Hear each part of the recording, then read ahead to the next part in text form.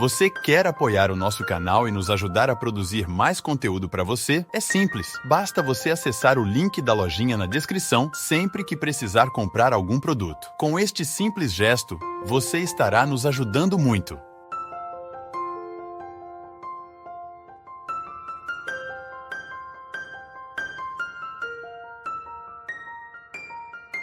Queres jejuar nesta quaresma? Abstém-se de julgar os outros e descobre Jesus Cristo neles. Jejua de palavras críticas, mordazes e enche-te de frases que purificam. Jejua de descontentamentos e enche-te de gratidão. Jejua de irritação, ódio, cólera e enche-te de mansidão e paciência. Jejua de pessimismos e enche-te de otimismo e esperança. Jejua de preocupações e enche-te de confiança em Deus. Jejua de lamentações e lamúrias e enche-te de coisas simples da vida. Jejua de pressões e enche-te de orações. Jejua de tristeza e amargura e enche-te de alegria no coração. Jejua de egoísmos e enche-te de compaixão pelos outros. Jejua de rancores e enche-te de atitudes de reconciliação. Jejua de palavras e enche-te de silêncio para escutar os outros. Jejua de pensamentos de fraquezas e enche-te de promessas que inspiram. Jejua de tudo o que te separa de Jesus e enche-te do que te aproxima dele. Às vezes a gente fica esperando, pensando, oh meu Deus, qual é o sacrifício que eu vou fazer nesta quaresma? Algumas pessoas dizem, eu não vou tomar cerveja a quaresma inteira.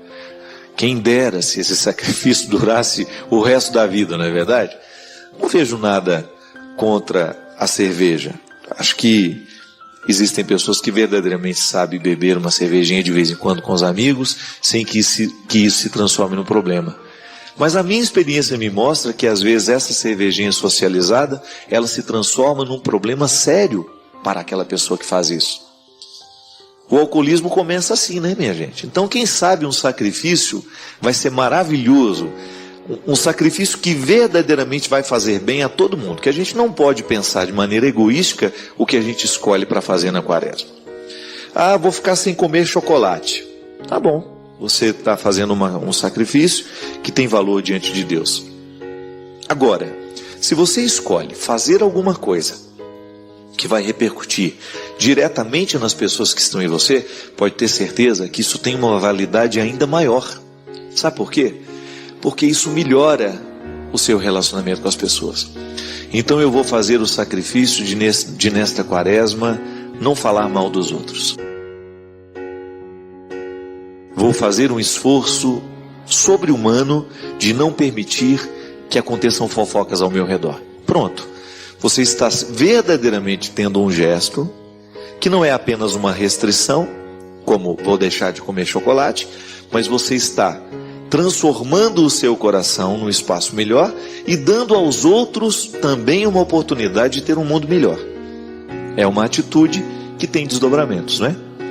Se eu deixo de comer o chocolate e vivo essa restrição, qual que é o benefício que eu posso ter? Qual é a grande força deste sacrifício diante de Deus? Eu educar a minha vontade, eu começar a ser capaz de dizer não às coisas.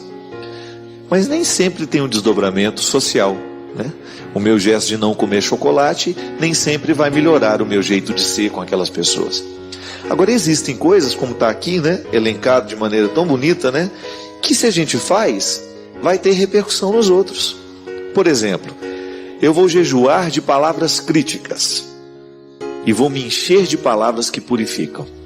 Então eu vou transformar, com certeza, quando eu deixo de ter essa crítica o tempo todo mordaz, muitas vezes destrutiva, e começo a encher o meu coração de palavras que inspiram, as pessoas com quem eu convivo, com quem eu trabalho, vão ser beneficiadas com o meu comportamento.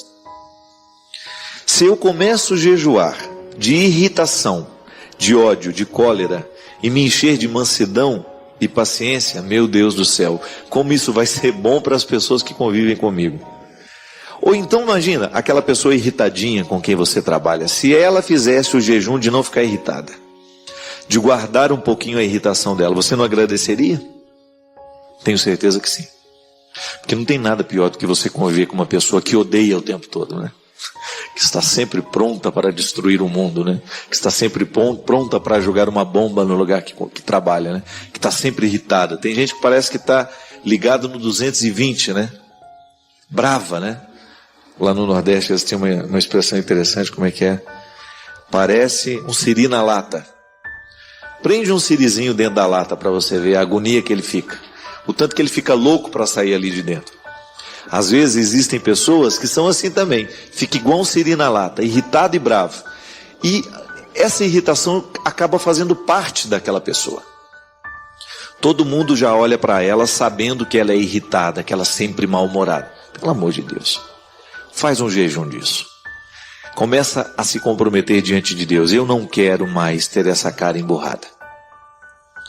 Vou permitir que Deus transforme a minha cara. Vou permitir que Deus transforme o meu humor.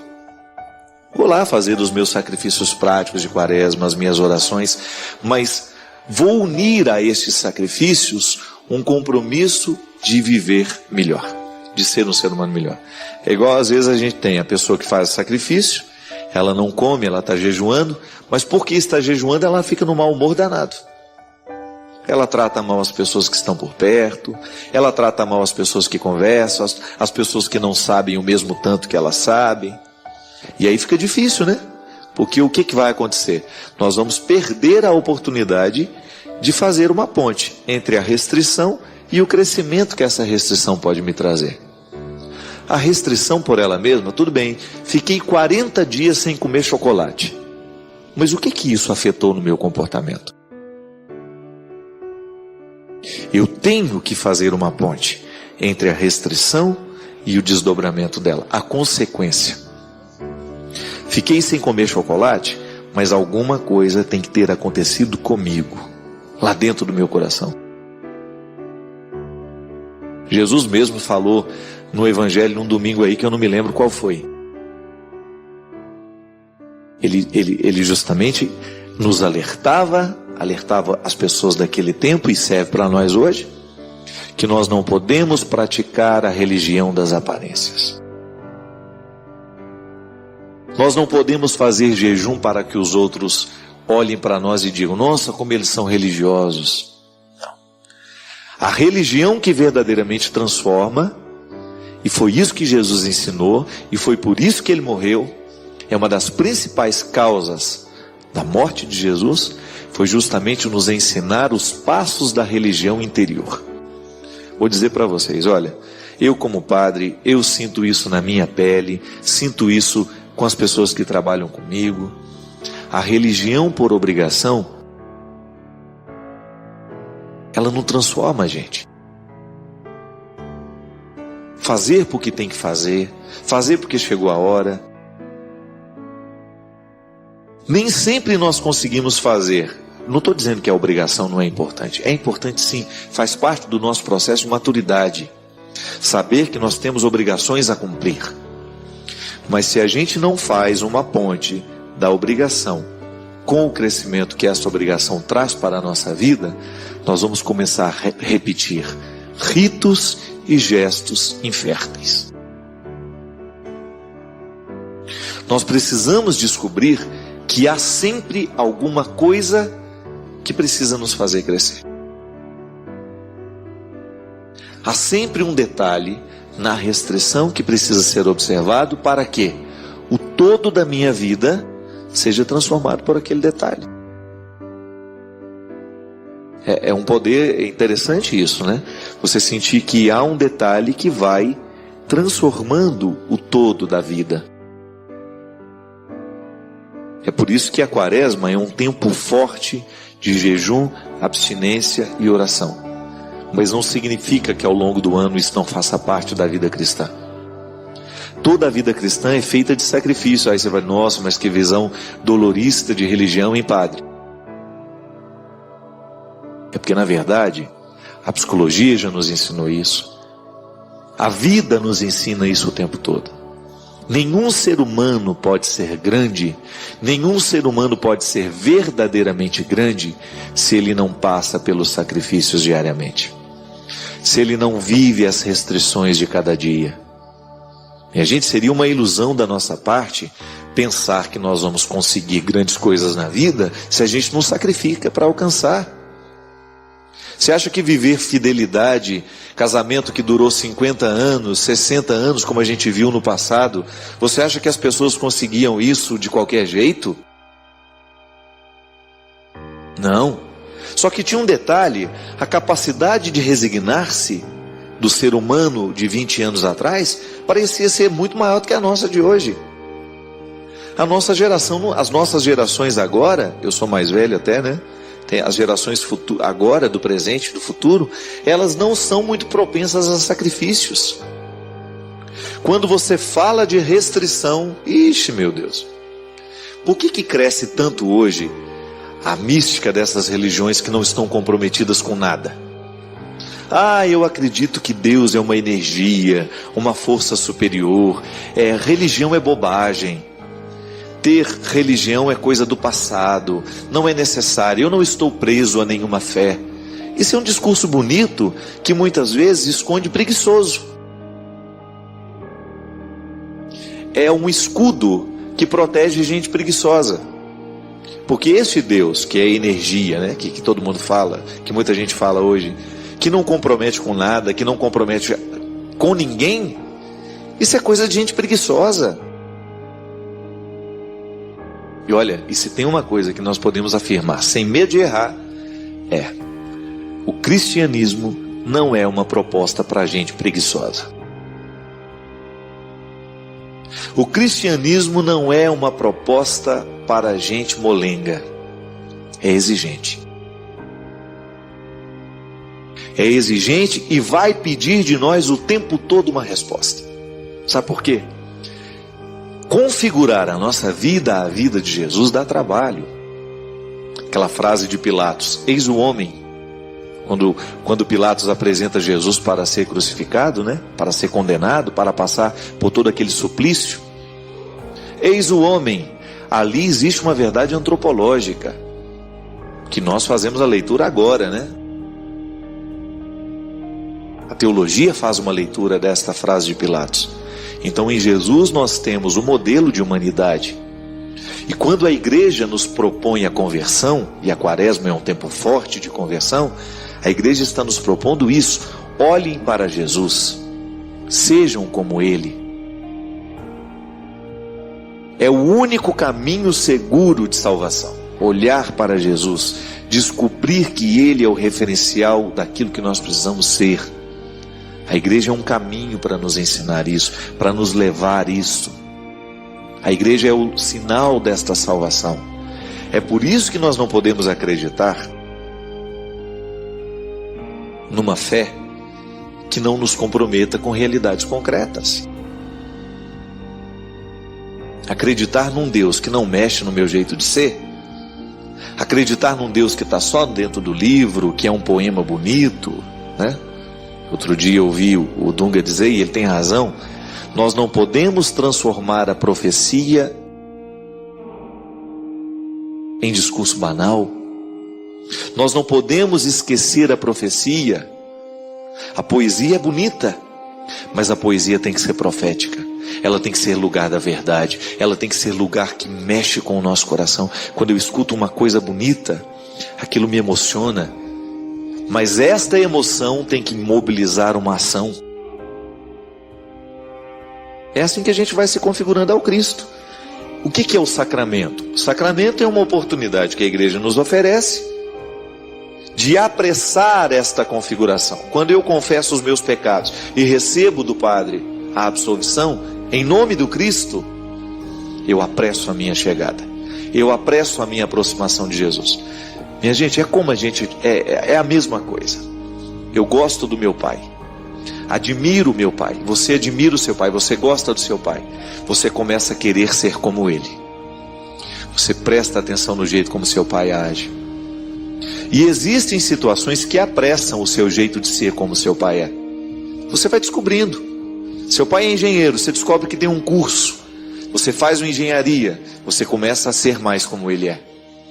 Seu pai era, digamos, um homem presidente de tal clube. Você quer ser também presidente, para ser como ele. É engraçado isso. A identificação é um processo humano que não tem outro desejo senão apressar o nosso jeito de ser, para a gente ser mais ou menos igual ao outro. Vai lá no exemplo mais baixo que pode ter, né? Você gosta daquela atriz, acha aquela atriz fantástica. Aí um dia você se pega cortando o cabelo igual ela. Você se pega prestando atenção como é a roupa daquela atriz. Aí você começa a se vestir parecido. Isso é identificação. A vida humana ela está o tempo todo ligada ao processo das identificações.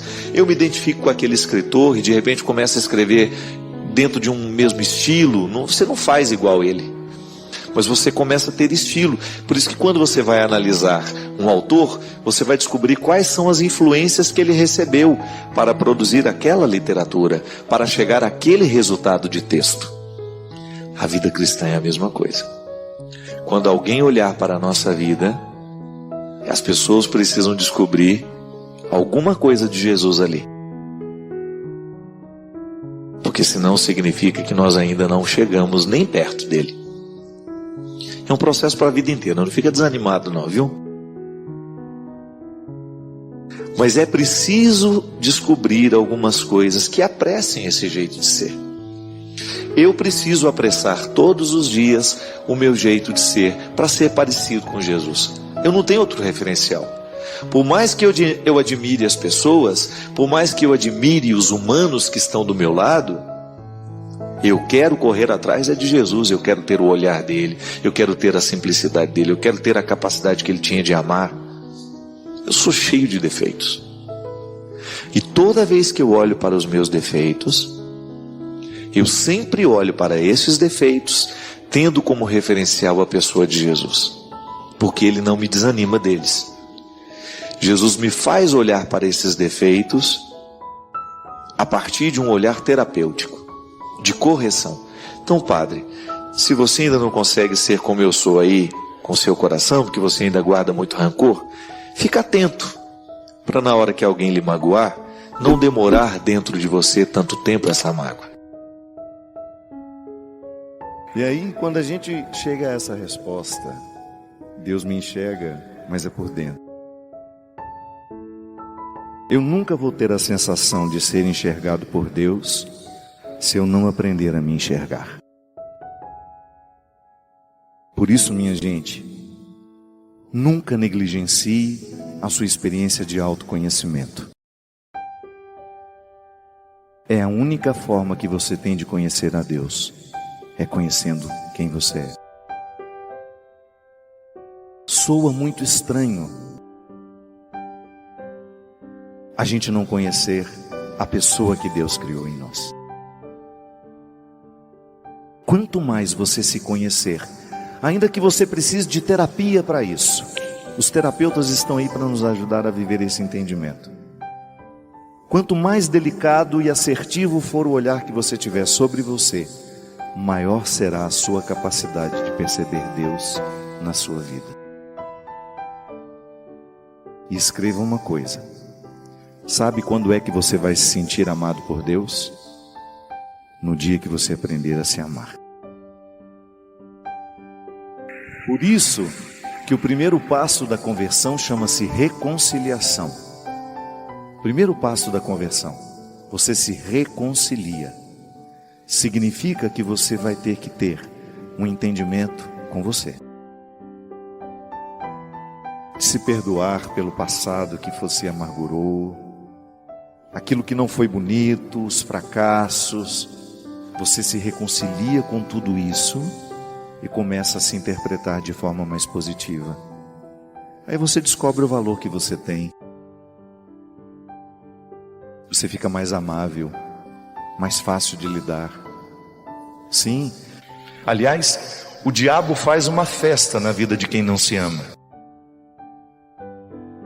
Na vida de quem não se ama, o diabo enfia facilmente a prostituição. Na vida de quem não se ama, o diabo enfia facilmente os seus vícios. Por quê? Porque quem não se ama não tem respeito por si. Não pensa no prejuízo que é viciar-se em alguma coisa. Quem não se ama tende a ter relacionamentos tóxicos, e o diabo é especialista em colocar na nossa vida relacionamentos tóxicos, porque ele sabe que quando mina a sua capacidade de se amar por meio de um relacionamento tóxico, ele mina a sua capacidade de dizer não a ele. Eu acredito que o caráter da gente, ele é moldado pelas palavras das pessoas que cuidam de nós, a vida inteira, porque o caráter nunca está pronto. Caráter é como se nós pudéssemos, para a gente entender melhor, é como se você pudesse observar a alma das coisas. O que faz uma coisa ser quem ela é, isso é o caráter, é a característica. Então nós precisamos ter o caráter de Cristo, é a nossa vocação. Eu preciso vencer os meus egoísmos, porque eu nasci egoísta. O próprio nome, quando eu cheguei ao mundo, já disse que eu era incapaz de me dividir com alguém. Eu era um indivíduo. O que é indivíduo? Aquele que não se divide. Não porque a gente não quisesse, é porque a gente ainda não tinha maturidade para a divisão. A divisão é um dom que a gente aprende. E quando a gente deixa a condição de indivíduo e a gente vai amadurecendo, a gente se torna pessoa, porque pessoa é aquele que se possui e se possuindo se oferece aos outros, porque eu também só posso dar de mim aquilo que eu já tive antes. Se eu não sou dono de mim, dificilmente eu vou conseguir ser de alguém. O primeiro serviço de casa que eu preciso fazer, a primeira tarefa humana é tomar posse de mim, aprender a lidar comigo, com os meus defeitos, com as minhas qualidades. Mas isso a gente não aprende sozinho. O caráter, ele vai sendo moldado por meio das pessoas que nos amam. Quantas vezes a sua mãe te arrancou da cama? Quantas vezes? Ela foi dura com você. Na hora você não gostou nada daquela dureza. Você queria continuar dormindo. Depois de um tempo, você olha para trás e pensa: meu Deus, ainda bem que a minha mãe arrancou da minha inércia. Ainda bem que a minha mãe não suportou a minha preguiça, não se conformou a ela, e me tirou da cama, e me pôs para viver. Ainda bem que um dia minha mãe percebeu que minha mão estava ferida. Deixa eu ver a mão machucada. E depois, com o tempo, ela foi percebendo outras feridas que não são das mãos. Quando você viveu a sua primeira decepção amorosa, você chegou em casa chorando, machucada, traída, e sua mãe fez a leitura da dor que doía. Ou seu pai, seu irmão, sua avó. E são eles que nos levam, são eles que nos fazem chegar ao que Deus quer de cada um de nós, minha gente. Cerque-se de pessoas boas, cerque-se de quem quer o melhor para você, esteja ao lado de quem quer o mesmo que Deus quer para você, e você vai chegar ao melhor de si. Creia, sua vocação. Você sabe qual é a maior riqueza que um ser humano pode ter na vida? Amar e ser amado. Nada pode nos fazer mais felizes do que quando nós olhamos para o lugar que nos fez gente, a nossa casa, e a gente saber que ali nós temos pessoas que nos amam de verdade, que nós amamos também. Vivamos para isso, minha gente. A maior condecoração que um ser humano pode receber ao final da vida é essa. Esse ser humano amou. Esse ser humano foi fiel às pessoas que passaram pela vida dele. Eu acho que é só essa é a única pergunta que Deus vai nos fazer quando estiver diante de nós. Não será quantas vezes você foi à missa, quantas vezes você rezou, quantas vezes você fez isso, não. É quantas vezes, todas as vezes que você foi à missa, que você rezou, fez você amar. Ensinou seu coração a ser melhor. É só isso que vale na vida. Minha gente, Você já se perguntou, eu acho que sim, como é que Deus enxerga você? Como é que você é para Ele? No auge do meu sofrimento, quando eu precisei lidar com a minha depressão, minha síndrome do pânico, que eu ficava querendo saber se Deus observava o quanto eu tentava e o quanto tentando mesmo assim eu errava, eu me perdia, eu errei. Será que Deus me vê? Era a pergunta que eu me fazia quando eu sofria. Será que Ele me enxerga? Sim, eu sempre te enxerguei, eu sempre te vi. O problema é que você passou a me ver através do retrovisor. Você deixou de me buscar dentro de você. E vou te falar uma coisa. Depois que você descobre que você tudo pode, você vira águia, que voa alto.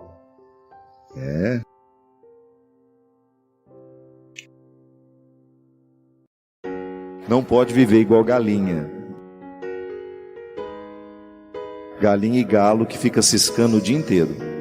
Já viram galinha viver? É uma tristeza. Estão sempre com a cabeça virada para baixo, reclamando e comendo tudo aquilo. Os olhinhos são só para baixo. Não, a nossa vocação é águia, é olhar para cima, é buscar as alturas. O mais alto dos sentimentos, os mais nobres pensamentos. O Senhor esteja convosco. Desça sobre nós, sobre os nossos corações, nossas famílias, a bênção e a proteção do céu, do Deus Todo-Poderoso, Pai, Filho e Espírito Santo.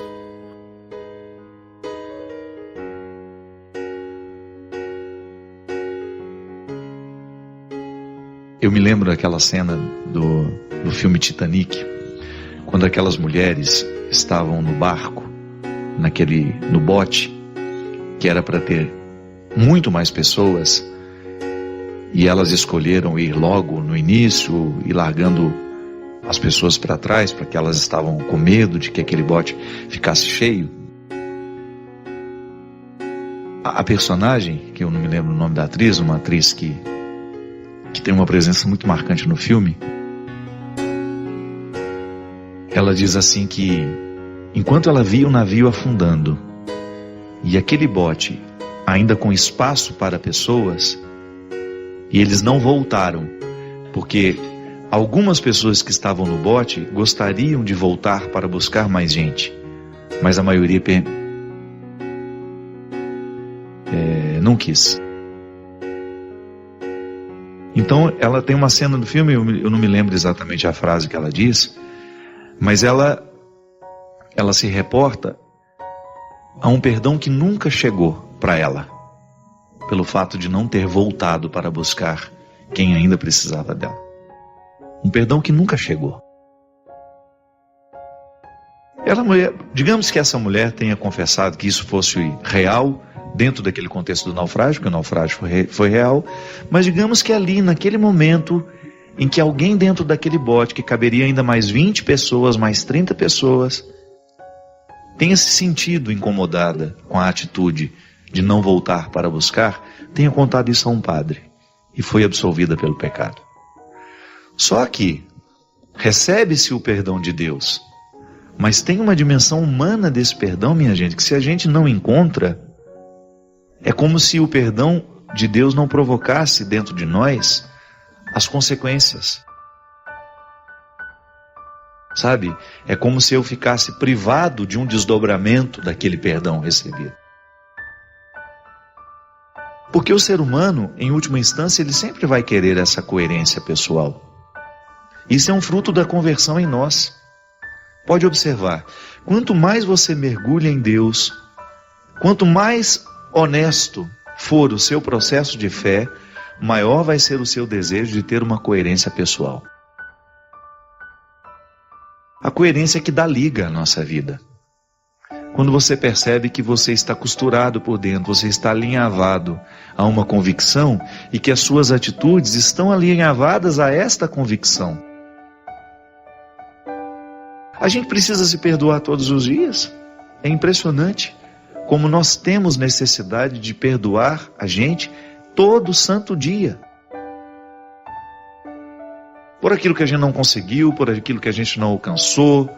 Eu falava aqui no início, né? Eu posso muito bem quebrar a minha dieta, que é um propósito simples na minha vida. Chega no final do dia, a consciência está igual um chumbo. Não é assim? E eu preciso me reconciliar, porque se eu não me reconcilio, eu me esculhambo na minha dieta. Eu relativizo. Eu já comi aquele doce mesmo. É assim que o inimigo vai encontrando brechas na nossa personalidade. Às vezes a gente encontra pessoas que são tomadas pelo diabólico, pelo tanto de brechas que essas pessoas foram abrindo na sua vida para que o diabólico crescesse. Isso nos acontece, minha gente, através de coisas muito simples.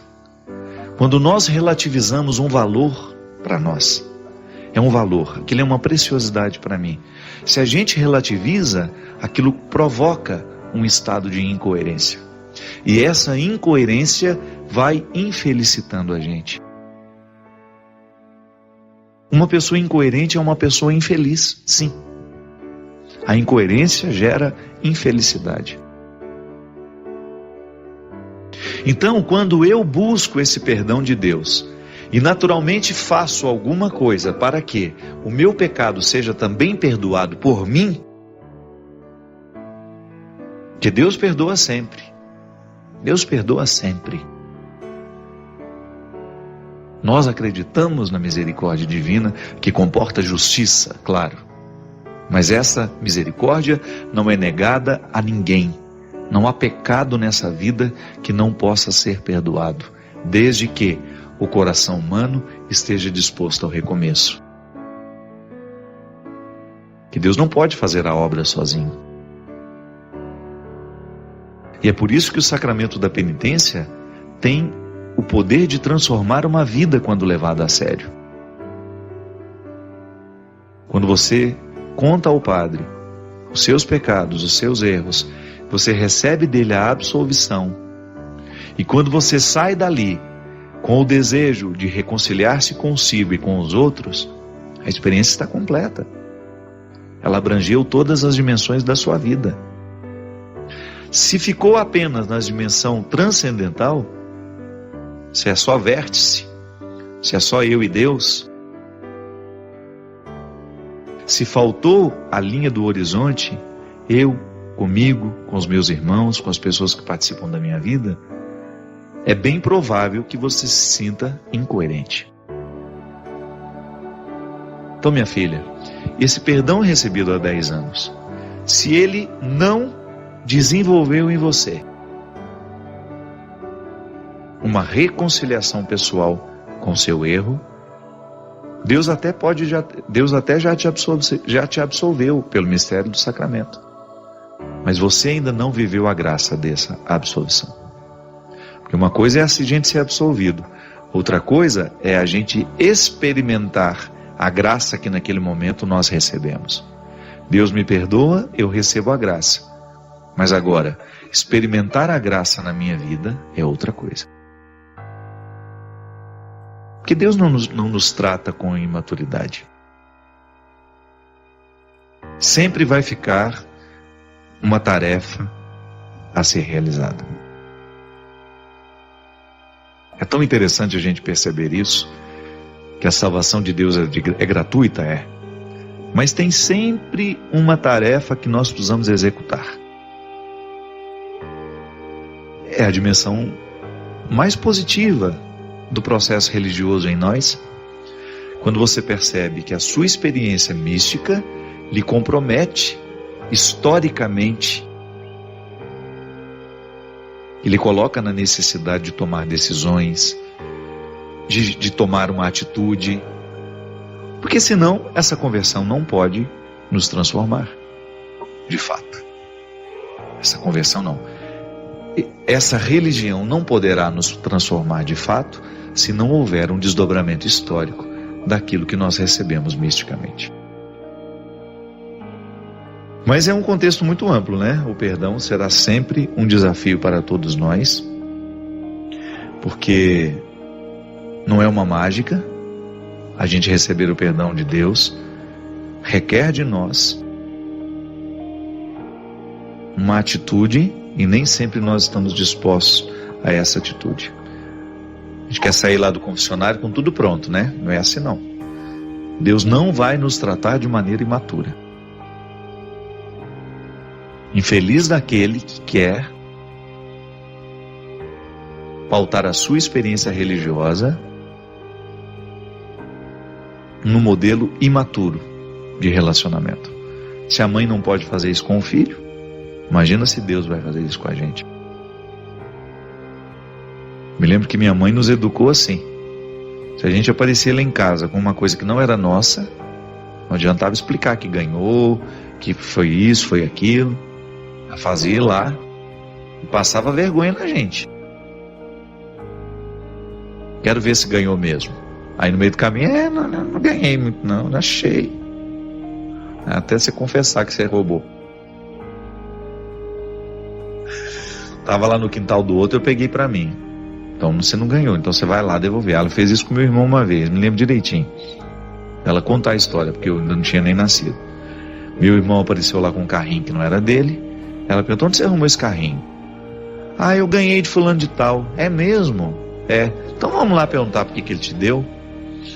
Aí ficou apavorado na hora, mas aí aceitou ir. Aí no meio do caminho começou a chorar. Não, na verdade eu não ganhei não. Eu peguei lá para brincar um pouco, sem a presença do proprietário. É assim, imagina. Se a mãe da gente nos dá essa oportunidade de crescer através de um erro cometido, que aquilo ali fica registrado, minha gente. Um menino de 6, 7 anos tem uma mãe que vai lá no momento em que ele faz alguma coisa errada e não passa a mão na cabeça, você começa a ser homem desde cedo. Senão a gente vira um verme na vida. Se a gente não tem alguém para nos colocar esse limite, a gente vira um verme. É impressionante como a gente desgringola com muita facilidade. O ser humano tem uma facilidade muito grande a ser safado. E a gente precisa colocar essa safadeza dentro de um contexto de controle. Para isso nós somos educados, né? Então Deus não vai fazer isso conosco. Errou? Assuma as consequências do seu erro. Eu lhe perdoo, eu lhe dou a graça para recomeçar, mas faça a sua parte.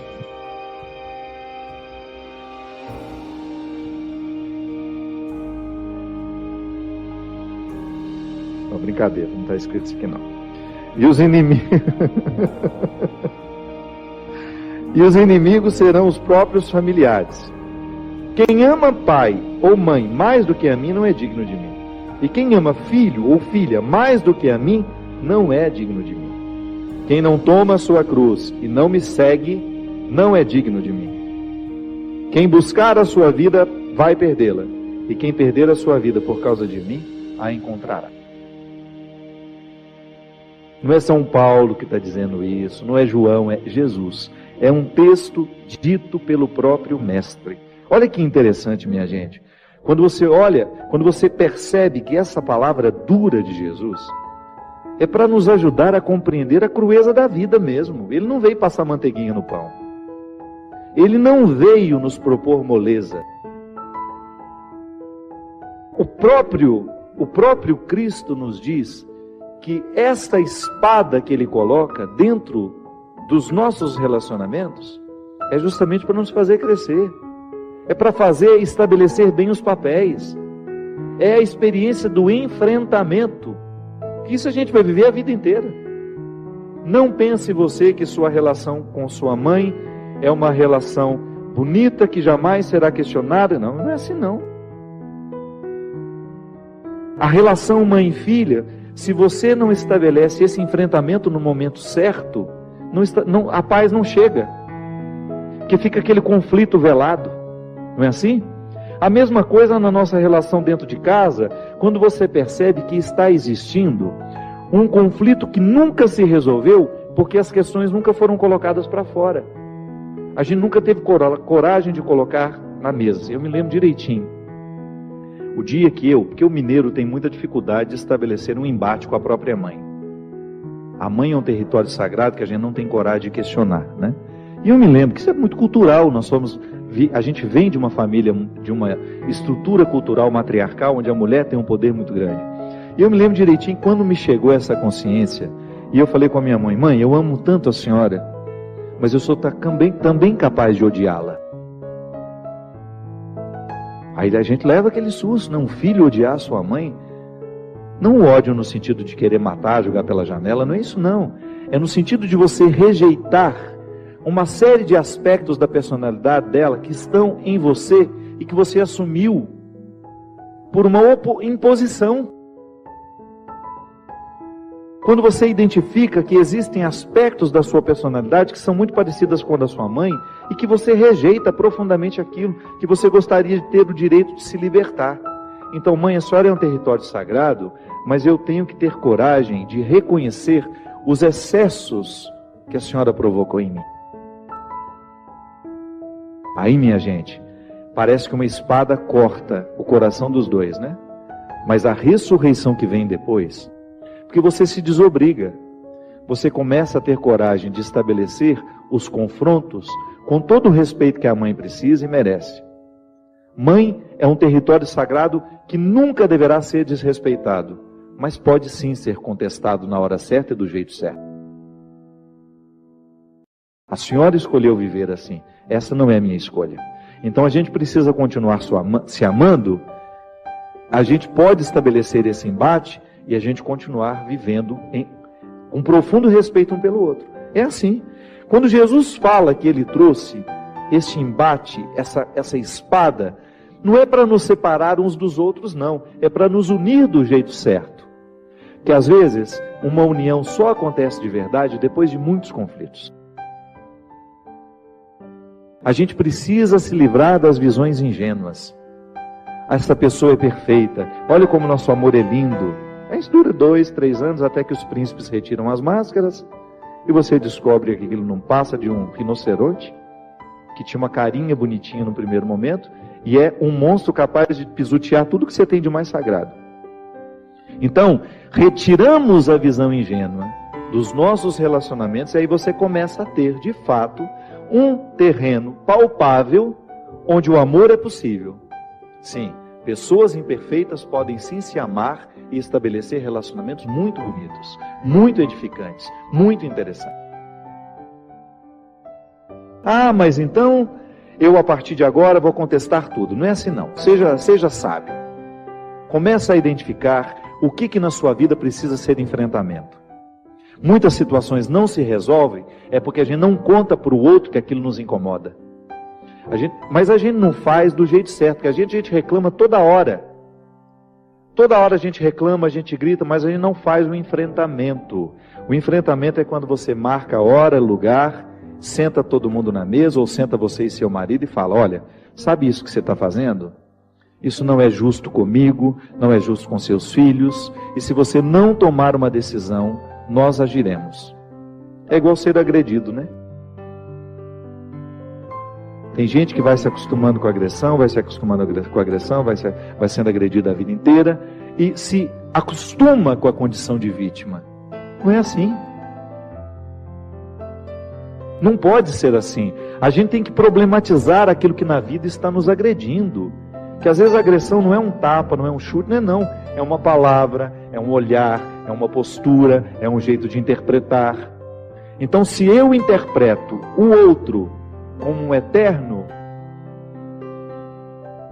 território onde eu posso manifestar todas as minhas iras, onde eu posso despejar todos os meus excessos, e ele se acostuma a ser isso, eu estou agredindo de maneira muito cruel, tão cruel quanto dar um tapa. Então, se a gente não rompe se a gente não estabelece o enfrentamento que vai romper esse processo que nos adoece, é bem provável que a gente morra sem ter tido a possibilidade de pisar na terra prometida que nós podemos alcançar. Aí Jesus continua: quem ama mais o seu pai e a sua mãe do que a mim não é digno de mim. A gente pode, no primeiro momento, pensar que Jesus está carente aqui, né? Ele só quer o amor todo para ele. Não. Isso também é visão ingênua. Vamos superar essas visões ingênuas. Aqui, o amor que Jesus está falando refere-se à capacidade de nós tomarmos tudo que ele nos ensina e colocar isso muito mais importante como aquilo que meu pai e minha mãe me ensinou. Que meu pai e minha mãe, por serem marcados pelo pecado, me ensina muita coisa errada. Mas me ensina muita coisa errada. Com o próprio exemplo dele dentro de casa. Quantos de nós, você que está me assistindo, pode dizer isso? Quantas coisas erradas na vida você viu dentro da sua casa? Eu não preciso ir muito longe para ver a perdição do mundo. Às vezes está ali dentro, com uma falta de testemunho, com uma falta de honestidade, com uma falta de verdade. Os vícios que nós criticamos tanto tempo, que estão presentes pelo mundo afora, às vezes estão aqui dentro da nossa casa, do nosso lado, sendo promovidos por pessoas que nos amam e dando o exemplo aos filhos que estão crescendo. Os nossos lares precisam de conversão, sim, minha gente. Então, quando Jesus fala, quem ama mais o seu pai e sua mãe do que a mim, não é digno do meu reino. Por quê? Porque não pode chegar ao reino aquele que não está convencido, tocado, modificado pela mente de Cristo. É cristianismo. É a mente de Cristo na minha, é o pensar de Cristo no meu. Mas isso parece uma dependência horrível, é? Se você quiser olhar como uma dependência, mas é uma dependência que só me faz bem, porque não tem uma palavra de Jesus, não tem um só conselho que ele tenha deixado que se oponha à minha felicidade.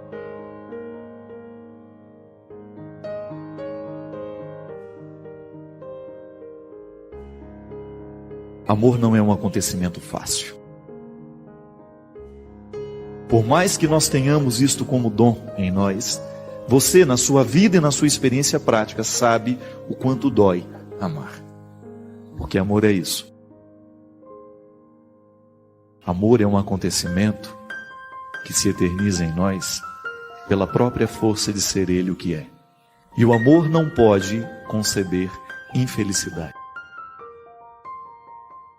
Onde há amor não pode haver infelicidade. Pode haver sofrimento, mas infelicidade não. Mas na vida nós temos duas possibilidades. Ou sofremos a dor de amar e somos felizes, ou sofremos a dor do desamor e somos infelizes a vida inteira. Por isso, Jesus subiu a um monte, certa vez, para falar aos seus amigos o grande significado da felicidade. E certamente os discípulos estavam esperando uma fórmula mágica, assim como nós escutamos o tempo todo hoje no mundo, fórmulas de felicidade que são absolutamente fáceis. Uma coisa me inquieta nessa fórmula de felicidade. Como é que você pode entender que alguém pode ser feliz chorando? Como pode ser alguém feliz no momento da fome? Como é que nós podemos fazer a reconciliação de duas realidades e descobrir nisso a felicidade? Como é que uma situação aparentemente que traz infelicidade, quando você descobre, por exemplo, a sua dor, a sua lágrima, você ter que entender que esta lágrima, esta dor, é a fonte da felicidade humana. E a beleza da vida, muitas vezes, não é naquilo que a gente consegue ver, mas é aquilo que a gente consegue ver a partir do que os olhos não podem. Só pode entender a felicidade aquele que já soube mergulhar naquilo que vem antes dela. Porque a vida humana é concreta, é no momento em que nós descobrimos que ela vai ganhando significado, que ela vai ganhando sentido, à medida em que a gente mergulha no antes, para depois conhecermos o verdadeiro depois. Só podemos falar de alegria se antes soubemos falar de tristeza. Só podemos falar de consolo se antes soubemos falar de desespero. Se você ainda não pôde descobrir o que verdadeiramente te faz feliz ou que te realiza, Se talvez você ainda não tenha descoberto o verdadeiro significado da sua vida, se ainda é triste, se ainda é infeliz, talvez seja porque ainda não foi capaz de mergulhar no mistério da sua tristeza, por exemplo. Talvez ainda não foi capaz de mergulhar no mistério do seu sofrimento e por isso não extraiu nada dele, senão a decepção. A vida é assim. Se hoje você quisesse fazer um relato da sua vida e descobrir o quanto você já cresceu na sua história, se hoje você quisesse fazer um relatório da sua vida, quem sabe relembrar quem é você, fazer um relato de quem seja você, contar ao mundo quem é você, é só você fazer um relato de tudo que você já sofreu. Os sofrimentos humanos são muito parecidos, só muda de endereço. Já dizia minha mãe o tempo todo, cada um no seu canto, sofre seu tanto. Se hoje você tivesse a oportunidade de dizer quem é você, você não saberia dizer se você não dissesse junto tudo o que já aconteceu, que já lhe marcou, que já lhe definiu, tudo aquilo que você já sofreu, tudo aquilo que você já deixou partir, tudo aquilo que você já sepultou, toda a história de vida que já passou pelos seus dias, pela sua casa, pela sua família, porque não há ser humano concreto fora da experiência do sofrimento. De tudo que você precisou se empenhar, de tudo que você precisou lutar, de tudo que você precisou reconciliar dentro de você. E ali está a sua identidade, ali está a sua marca, ali está a sua cara, na vida que você se empenhou, nos amores que você amou, nos filhos que você educou, nas noites mal dormidas, para que aquela criança tivesse vida, para que ela continuasse viva. Que só pode vencer aquele que soube lutar. Nós somos, no tempo, na história, a soma de tudo aquilo que a gente já foi capaz de preparar.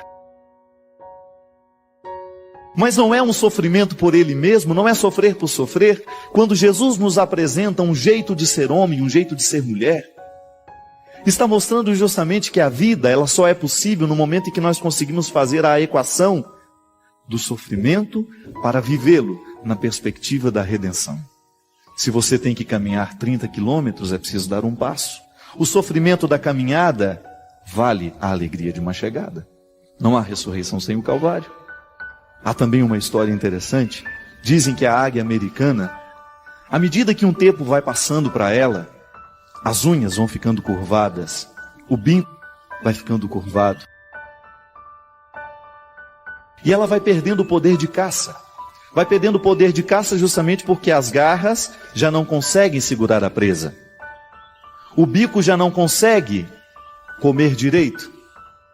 E então, naquele momento, depois de ter vivido um bom tempo da sua vida, ela tem que tomar uma decisão.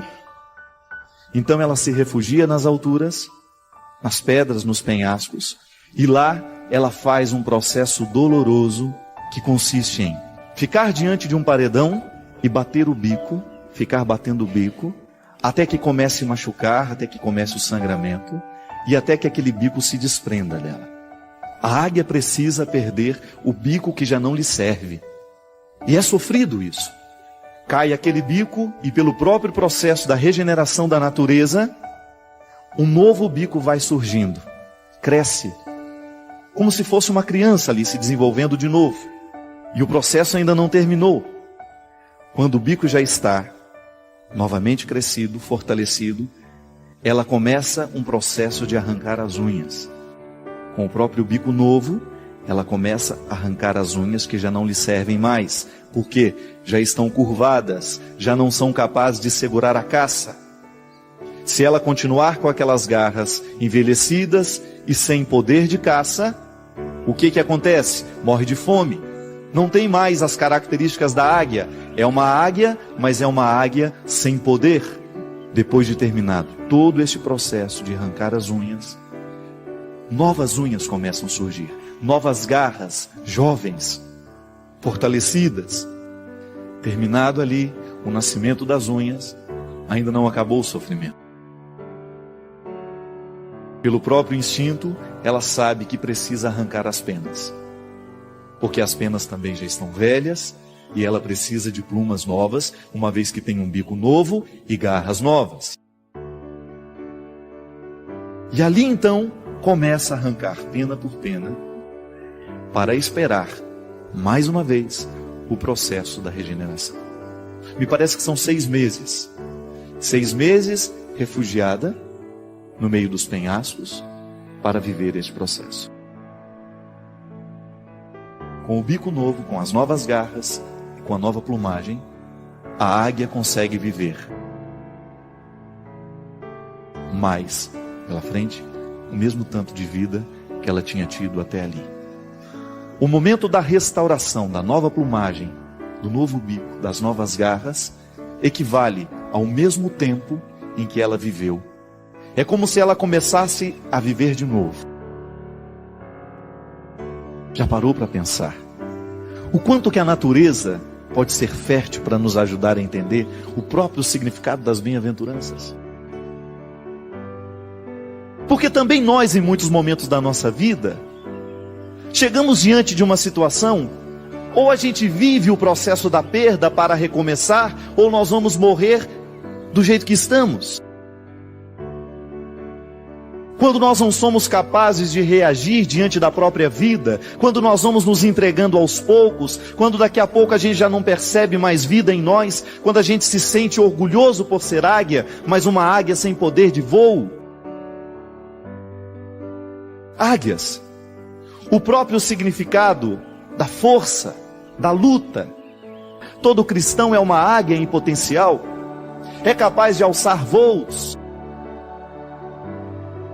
é capaz de vencer os obstáculos. O cristianismo nos fortalece para isso, mas nós ainda vivemos rastejando e ciscando como se fôssemos galinhas e galos. Somos águias em potencial, mas vivemos como se fôssemos galinhas, nos quintais, nos terreiros. Sabe por quê? Ainda não tivemos a coragem de encarar o sofrimento de verdade. Há 2 formas de nós encararmos o sofrimento, há 2 formas de nós encararmos a dificuldade. Ou encaramos de frente para vencer, e aí assumimos o sofrimento da luta de vencer aquela hora, assim como a águia é capaz de vencer o sofrimento de retirar as unhas velhas, o bico velho, trocar a plumagem. Ou então nós vamos ficar lamentando a vida inteira que não sabemos e já não conseguimos mais caçar. Ou enfrentamos o sofrimento da redenção, esse sofrimento que transforma, é aquele sofrimento da decisão diária, de você acordar e decidir: hoje Deus me quer de pé, hoje Deus me quer vivo, hoje Deus me quer lutando. Ou então nós vamos nos sucumbindo cada dia mais, e vamos nos tornando apáticos, vamos nos tornando sem vida, achando que somos águias, quando na verdade nós só temos a aparência de águia, mas ainda não estamos transformados pelo poder da restauração que a vida pede de nós. Ainda não descobrimos a força que há no específico do que Deus pede de nós. As bem-aventuranças estão aqui para demonstrar que só podemos chegar à beleza do depois se soubermos viver a renúncia, o sacrifício, a luta do agora. Você experimenta isso na sua vida? Quantos jovens hoje, por exemplo, que estão vivendo a grande dificuldade do vestibular, não passa.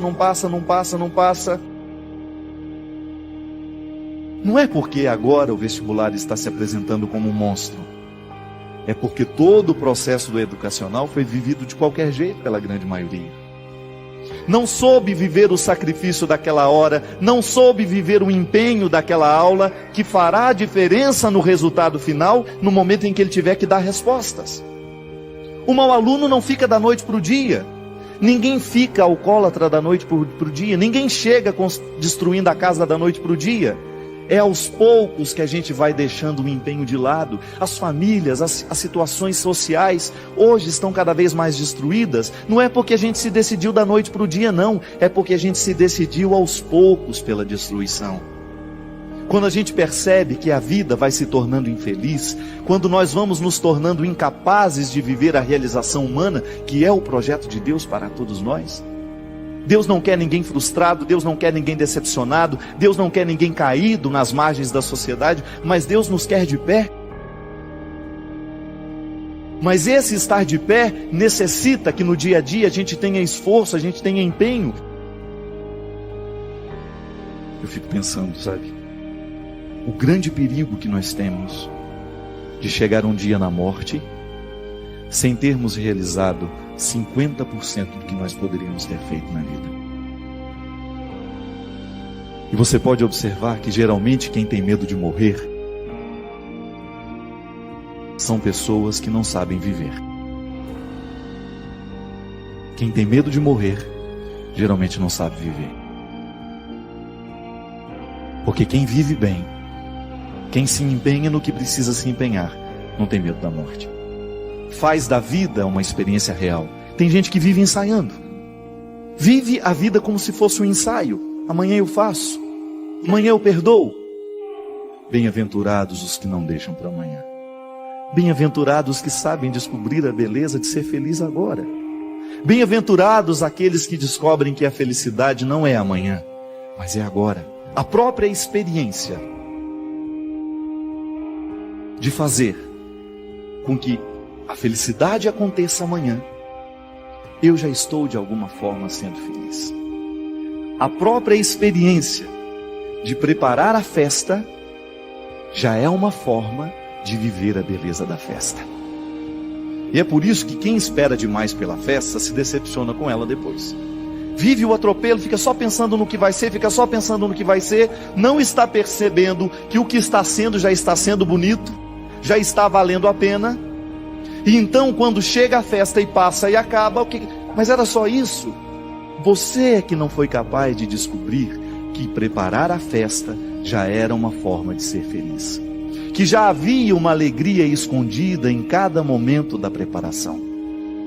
Porque a nossa casa está cheia de pequenos pacotes, cheio de pequenas felicidades escondidas. Porque às vezes nós achamos que esta grande felicidade estará num grande pacote final. Vamos atravessar um lugar e chegar lá, a felicidade está lá. Não. A felicidade é justamente você ter a sensibilidade de abrir um armário da cozinha, tirar um pacote de arroz e você perceber que fazer bem aquele arroz, temperar bem, cozinhar bem, já é uma forma de fazer a felicidade acontecer ali naquela hora. Não é para ficar gostosa somente depois, não. É o processo de feitura, de dedicação ali, de você observar o processo da feitura, de você saber que tudo aquilo ali é detalhe seu sendo colocado. Aí você descobre que a felicidade é pequena e que ela vai se tornando grande à medida em que a gente vai juntando uma coisa na outra. Há um jeito de ser feliz. Não é uma receita mágica, mas é a atitude de cada hora, é a atitude de cada momento. Você se empenha para conseguir um resultado final. O atleta, por exemplo, o que diferencia um atleta medalha de ouro do medalha de prata? Às vezes, minha gente, 5 segundos, milésimos de segundos. Chegou à frente por uma diferença de milésimos de segundos. E sabe o que faz a diferença no final? Às vezes 5 minutos, 10 minutos a mais de treino por dia. Que no final de tudo, faz a diferença na vida de quem é medalha de ouro. E às vezes, no momento em que a gente descobre que precisa dar 5 minutos a mais para chegar no segundo ponto da bem-aventurança, da consolação, da alegria, no momento do sofrimento, no momento da luta, no momento da humilhação, quando a gente precisa dar 5 minutos a mais, nós não temos disposição, a gente não vê a hora de ficar livre daquilo. Se o treinador, se o atleta começa a pensar assim, ele jamais será um vencedor. Jamais será um vencedor e se contentará sempre em ser um terceiro, quarto, último lugar, porque ele já aprendeu a ser um perdedor, aprendeu a ser uma águia velha sem o poder de caça, aprendeu a ser uma cigarra eternamente debaixo da terra, que nunca sai para cantar, porque não vive de fato o processo de estar ali para ser o que é. O medalha de ouro é aquele que se desafia. Estou cansado, mas vou treinar mais 5 minutos. Por que isso? 5 minutos hoje, 5 minutos amanhã e depois farão diferença no meu resultado final. E tem isso diante de si, tem essa consciência de que não pode parar, de que não pode deixar de lutar, porque a vida, a felicidade só acontecerá na sua vida se ele souber viver o empenho daquela hora, a dificuldade daquele momento, se souber sorver com todas as forças aquele momento que está lhe batendo a porta, aquele desafio que precisa ser vencido. Porque há muitos de nós que precisa cair o bico e fica só olhando para o penhasco. Meu Deus, preciso começar a bater esse bico nesse penhasco. Vou começar amanhã. É igual dieta que começa na segunda. Nós sempre temos uma desculpa. Esse final de semana eu vou aproveitar. Depois eu começo. E aí, nós vamos enganando a gente mesmo e nós vamos ficando só na primeira parte. Continuamos pobres, continuamos miseráveis, continuamos mesquinhos, continuamos enjoados, continuamos aborrecidos, continuamos humilhados, continuamos mortos, continuamos no sepulcro, porque deixamos de viver a perspectiva da vitória, porque a gente não tem a coragem heróica de bater o bico contra o penhasco e deixar que caia aquilo que já não é mais nosso. É igual pessoa que morre alguém na família e que não aceita a morte. Fica vivendo como se aquela pessoa existisse, estende o sofrimento a vida inteira, não é capaz de dar tchau, não é capaz de sepultar, não é capaz de compreender que as pessoas morrem, por mais trágico que seja a morte. Precisamos nos libertar disso. Morreu, vamos sofrer, mas vamos sofrer para que a cura aconteça em nós. Vamos sepultar o que precisa ser sepultado. Nisso consiste a maturidade. É igual o namorado que termina e que não aceita que o namoro acabou, fica eternamente sofrendo pelo namorado que não virá mais. E não são poucas as pessoas que hoje vivem a agonia, porque não sabe deixar as pessoas irem embora, não sabe deixar as pessoas partirem. Saudade é o revés de um parto. É arrumar um quarto para um filho que já morreu. Olha que coisa mais triste. Fazer da vida uma eterna espera de quem já não volta. E quem espera por aquilo que não é possível, já está sendo infeliz nas pequenas partes. Porque o bonito da vida é a gente descobrir, não deu certo, mas agora a gente pode ir além. Quem gosta de apontar para o que não deu certo são as pessoas infelizes. Quem gosta de apontar para aquilo que já não deu certo são aquelas pessoas mesquinhas, e nós estamos cheios de gente assim do nosso lado. Quantas vezes a gente não é assim na vida do outro? A gente não abre a boca para mostrar que está bom, a gente só abre a boca para mostrar que está ruim.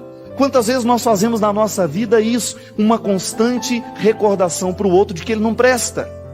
Só pode apontar a pobreza do outro se você tem uma riqueza para apresentar para ele. Senão, o seu dedo acusador não serve para nada. Ele não faz diferença na vida do outro. O diabo, o demônio, essa força contrária que se opõe a Deus, que está presente em nós o tempo todo, nas nossas relações, forças demoníacas o tempo todo dentro de nós. Eu não gosto de imaginar o diabo como um homem chifrudo, não. Apontando, não. Sabe como que eu gosto de pensar o diabo? E que eu acho que é um jeito mais saudável de pensar? Quando a gente é mal nas pequenas coisas. Quando o outro constrói uma relação de maldade só para enganar. Isso é demoníaco em nós. É como se o mal estivesse aqui e eu tomasse uma parte dele e falar, eu agora quero ser mal também. Eu estender a mão em direção à maldade e dizer, venha para mim. Isso é demoníaco, isso é o diabo. E o diabo, essa força contrária, é aquele que fica parado nas esquinas da vida, nas portas das nossas casas, dentro dos corredores das nossas casas, para dizer assim, olha ali o que você fez de errado. Mesmo que a gente não tenha conseguido fazer certo, Deus, ao contrário de ficar apontando o que não foi feito, ao contrário de ficar apontando o que não deu certo, Ele apenas nos sorri e nos diz, olha o que ainda pode ser feito. Olha a beleza que ainda você não foi capaz de conquistar. Vive esse tempo debaixo da terra agora, de sofrimento, de luta, mas não viva triste não. Já descubra que esta luta, esse sofrimento, é redentor na sua história. Perceba que neste momento da sua história, há uma felicidade sendo nutrida, e que você só será capaz de reconhecê-la à medida em que você é capaz de perceber que neste momento da sua vida, da sua história, há uma dor acontecendo, mas há uma alegria sendo preparada. Só sabe ser feliz quem soube ser, de fato, triste. Só sabe ver o valor da riqueza aquele que verdadeiramente experimentou a pobreza. E é por isso que há um ditado popular que diz muito bem: tudo que vem muito fácil, vai embora muito fácil também. Que não precisou lutar para alcançar. A felicidade já foi dada para todo mundo. Deus não muda de ideia. Deus não amanhece mal-humorado e fala: hoje eu vou retirar o que já dei. Não. Se a felicidade não está acontecendo, é porque a gente ainda não teve forças de arregaçar as mangas, ou a gente ainda não teve coragem de enfrentar o penhasco, ou a gente ainda não teve coragem de enfrentar a solidão da terra, e a vida foi ficando preguiçosa e nós fomos ficando preguiçosos, nós não fomos nos tornando capazes de assumir o sacrifício daquela hora, daquele momento, e aí ficamos colocando a culpa em Deus. Mas e a minha parte, e a sua parte? Onde é que está o nosso empenho? Onde é que está o preparo nosso de cada dia? Aquilo que você olha em frente, gente do céu, eu não posso continuar com esse bico caído desse jeito. Eu tenho que ter coragem de mexer na minha história, nos meus sentimentos. Eu tenho que tomar coragem de mexer nas minhas feridas, porque é somente mexendo que eu vou me tornar capaz de viver a cura, a experiência da reconciliação interior. Quantos de nós precisamos fazer isso? Quantos de nós precisamos aqui viver neste momento, agora quem sabe, sair deste sofrimento que não tem nenhuma redenção nele? Sofremos por sofrer, vivemos por viver, a gente vai vivendo pela metade. A gente vai vivendo como se fôssemos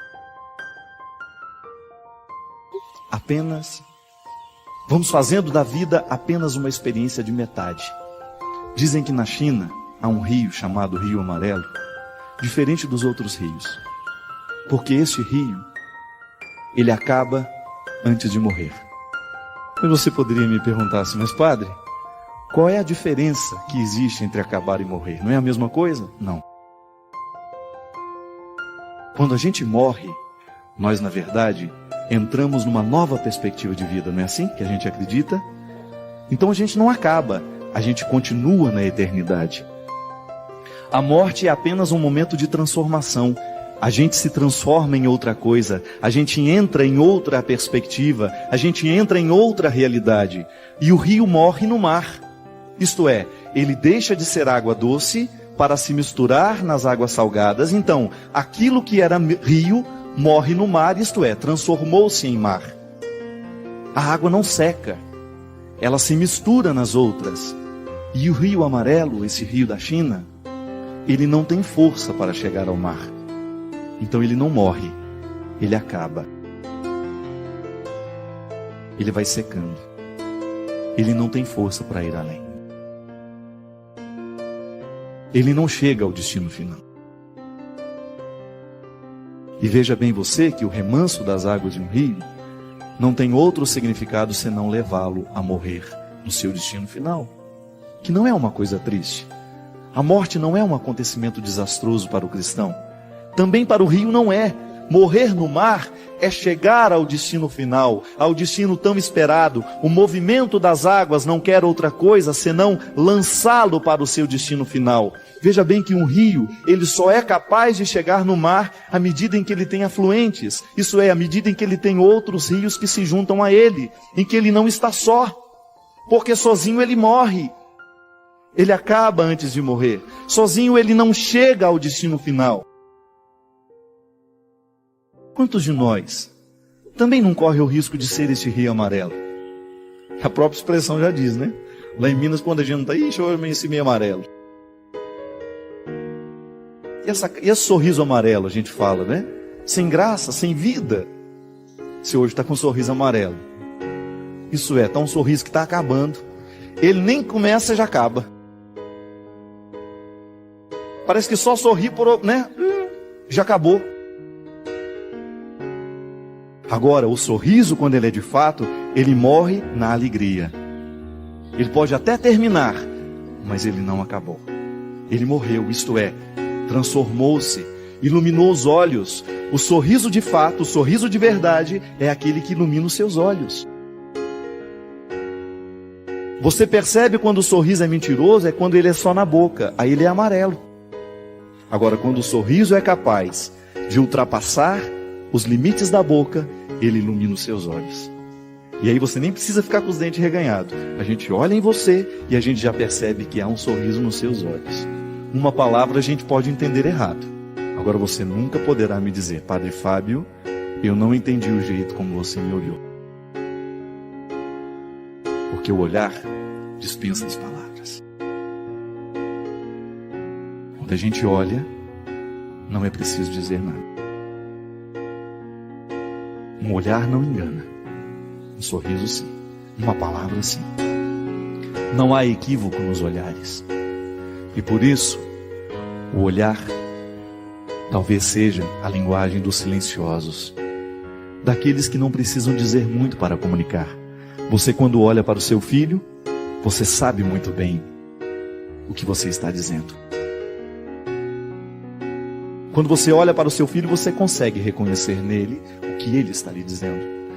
Um único olhar, no meio de tantas vozes que condenavam, se torna capaz de reerguer, de levantar-se. Um único olhar é capaz de reerguer alguém que está caído. Eu gostaria muito, do fundo do meu coração, que hoje esse olhar de Jesus pudesse nos encontrar também. Quem sabe para a gente ter coragem de levantar e não acabar.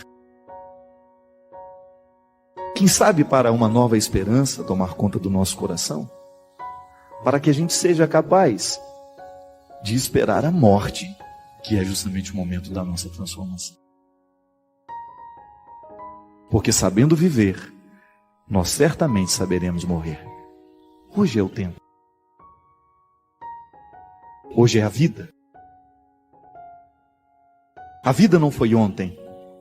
O que foi ontem já não tem mais poder de decisão sobre nós. Pode até nos influenciar, mas não é decisivo mais, porque já foi, já acabou.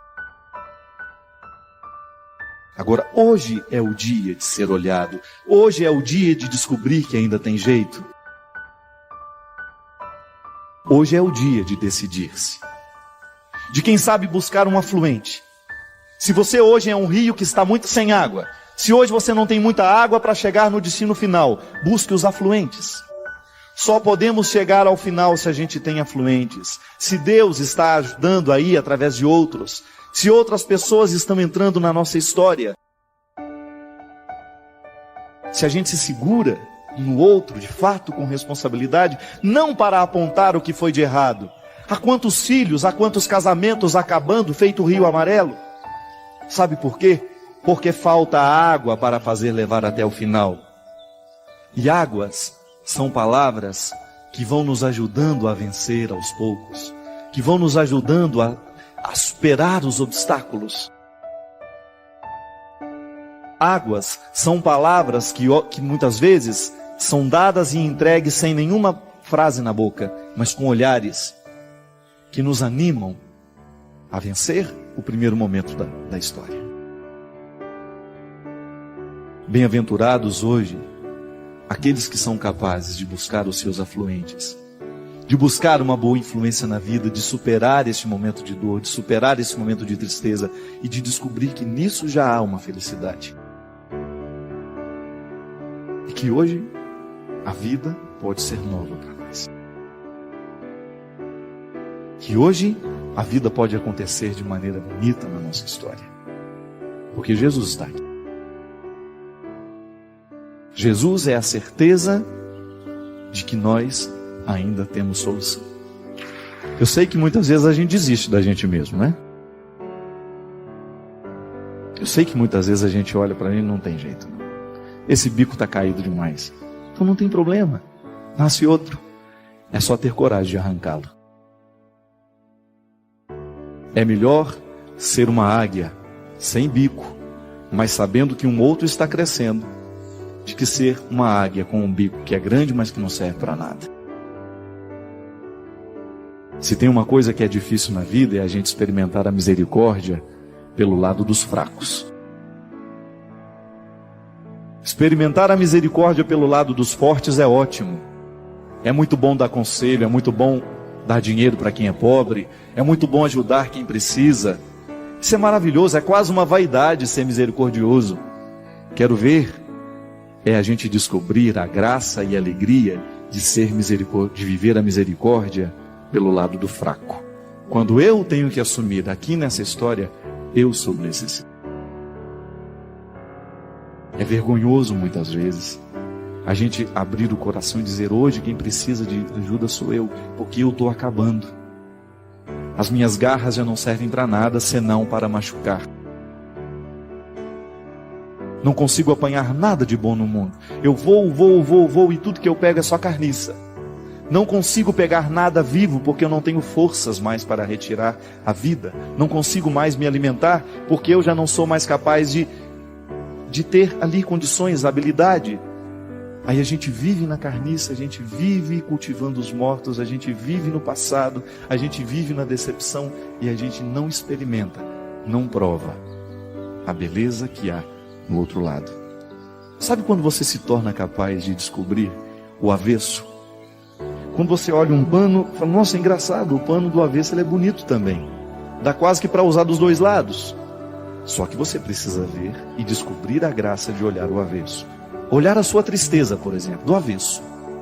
A tristeza do avesso é sempre uma alegria sendo preparada. O rompimento do avesso, precisou romper aquela relação que te fazia mal, que trazia dor, que trazia sofrimento. Você olha do avesso e você descobre: nossa, é a minha libertação. O sofrimento do rompimento é a minha libertação. Namorados e namoradas que estão aí se machucando há anos e anos e anos e não têm coragem de romper, não têm coragem de acabar. Amizades que às vezes estão nos destruindo, vícios que estão nos destruindo. Olha do avesso o sofrimento do rompimento e você descobre a sua libertação. Veja a humilhação pelo lado do avesso e você descobre a virtude. E aí sim, a gente vai se tornando sábios, porque a gente descobre que há um jeito diferente de enxergar o mundo. Há um jeito diferente de ver aquela mesma história, só que agora com os óculos de Jesus.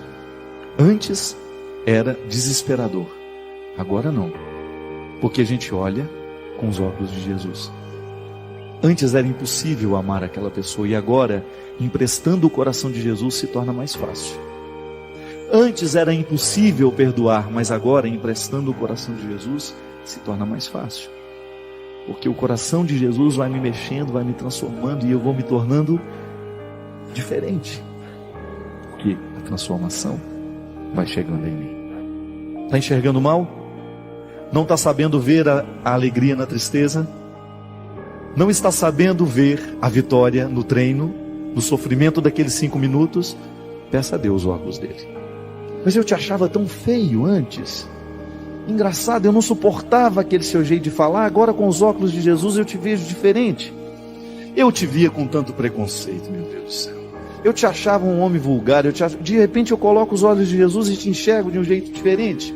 Eu não tinha a menor paciência com você. E agora, com os óculos de Jesus eu te vejo de um jeito tão... Parece que mudou. E às vezes está do mesmo jeito. O que mudou foi o seu jeito de enxergar.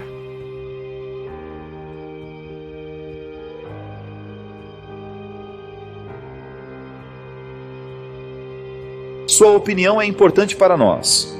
Comente abaixo. Inscreva-se para mais conteúdo enriquecedor e ajude-nos a espalhar essas mensagens positivas compartilhando este vídeo.